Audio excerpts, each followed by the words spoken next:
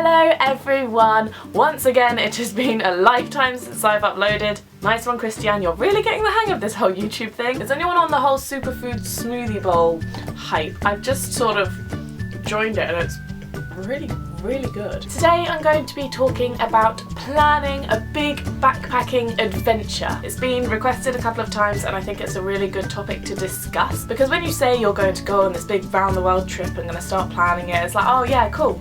But when you actually come down to start planning it, it's like, shit, where do I even start? Now, I am not an organised person. If you want proof, just take a look at my room. Yeah, it's really nice. Now, if you are a fellow unorganised person like me, I just wanted to say it's okay. You can do this. Your brain may hurt at points, but look at me. I made it around the world just about in one piece, and so can you. Now, there most definitely isn't a particular way or order to plan a round the world trip, but I'm just going to tell you the way that I did it, the way that worked for me, and I hope it helps you. Step 1. Where do I want to go? Your first job, probably the most obvious, probably the most fun, but the most frustrating. Read some magazines, scour Instagram, watch YouTube, talk to people. I can guarantee you, before 5 minutes of looking through any of this stuff, you're going to find about a million places that you want to travel to. So what I would do is just write down every single place that you've decided that you want to go to and make a big map, which will probably look a bit like this. Cool, that's really realistic. Okay, so just hold on to those thoughts, and now gonna think about step 2, which is time and budget. That is time you have until you leave for travelling and time you're going travelling for. How much money are you going to have made by the time that you want to leave? I'll link below a video.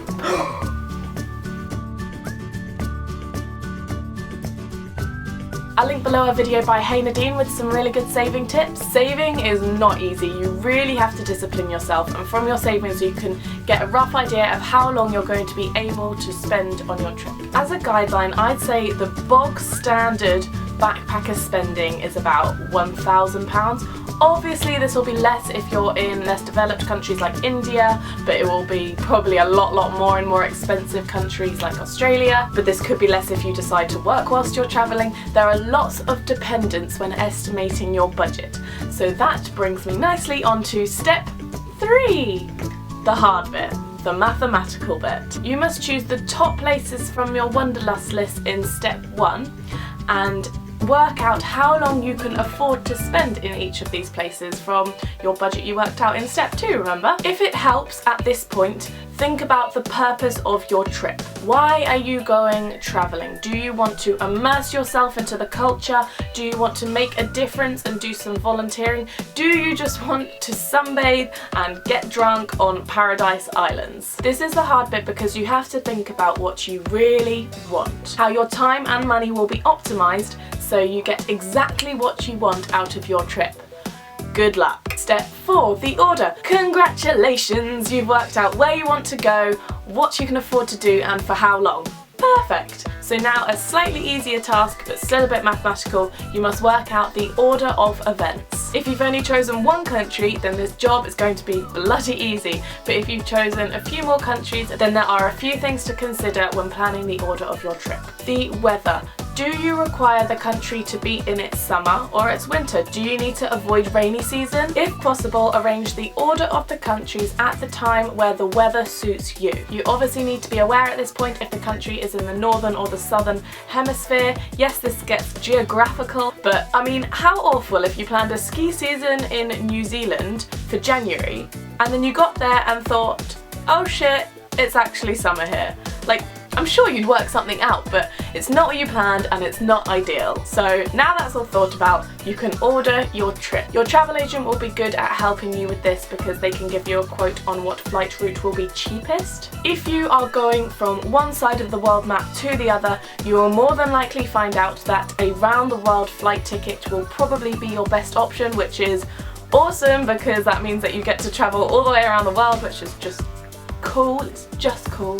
And so now you've thought about all that, we're going to go to step 5 and you're going to book The flight. This may sound crazy because you think it's so soon, but I personally think the earlier you book the flight, the better. You are constantly excited knowing that the flight is booked. It's also a fantastic motivator to get everything done and be productive because you know that there's an actual deadline that you're working towards. However, I do strongly suggest a multi-flex flight pass option. You never know when you might want to stay in a country for just a week longer, or if for some reason you run into trouble and can't make your flight, or maybe you get bored and you want to go early. Like, you never know. I booked mine with STA Travel. They make it really easy to change the date of your flight. However, just a warning, they say that it's free for all date changes, but you must read the small print because for some date or destination changes they do add on a small extra charge, so just make sure that you are aware that that can happen. And I guess step 6 is just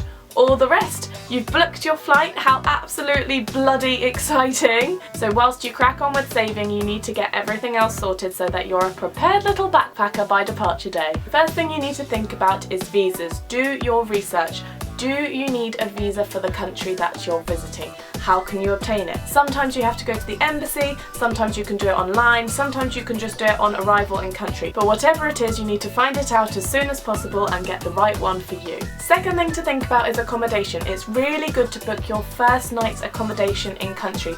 This is to ensure that when you get there, you know exactly where you're going and you almost definitely know that where you stay is going to be a safe place. It's also a good idea to book any accommodation when you know for definite that you're going to be in a certain place for a certain date. For example, the full moon party. Book your Koh Phangan accommodation before you get there, so that's just one less thing to worry about when you're there. When I went travelling, my favourite website was www.hostelbookers.com, which I'll link below. Okay, the third thing to think about is packing. What do you need to purchase for your trip? Do you have a suitable backpack, rucksack, clothes, toiletries, shoes? The fourth thing to think about is money! I entered the Euro Millions last night and I didn't get one number.